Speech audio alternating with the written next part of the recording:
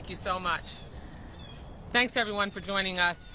Yesterday I had an opportunity to meet with three remarkable women who all sustain their families, and in one case herself, on food assistance coming from the SNAP program. Floordanza, Annette, and Sheba shared their stories with our whole community at a news conference. Sheba is this month having to choose to cut back on her rent payment so that she can at least put groceries in her pantry for her family and her teenage son. I've raised a teenage son who's now a young adult. I know how much food they eat. And Annette is a senior living only on Social Security. She could not get through her remarks without bursting into tears because she only got $100 a month, and not having that amount of money, that small amount of money, she doesn't know what she's going to do. It helped a little bit so that she could make sure she could go to the grocery store. And Floordanza, because of the big ugly law, had her had her SNAP benefits cut from $200 a month to $23 a month.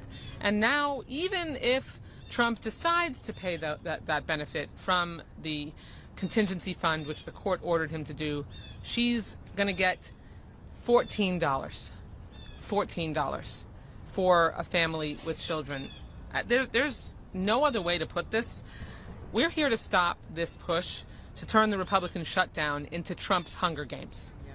That is what this is about, and there's no other way to put it. Donald Trump's brazen defiance of our courts is lawless, cruel, and immoral. And I know we shouldn't be surprised by anything that Jeffrey Epstein's best friend in the White House does anymore.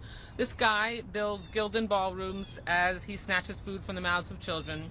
He and his Republican enablers drive up health care coverage costs as they gut Medicaid and raid Medicare. Then they shut down our government after stuffing massive tax breaks into the pockets of billionaires. Now Trump viciously withholds food from moms, seniors, and veterans despite court requirements that he help them. The stress and suffering that Republicans are inflicting on millions of Americans is unmatched in our lifetimes. Healthcare premiums are doubling, prices are higher across the board, federal employees who are furloughed are without pay for a month and now must endure threats that Trump will even snatch this back pay from them. And all of our families just witnessed the Trump trick-or-treat tax when they bought high-priced Halloween candy.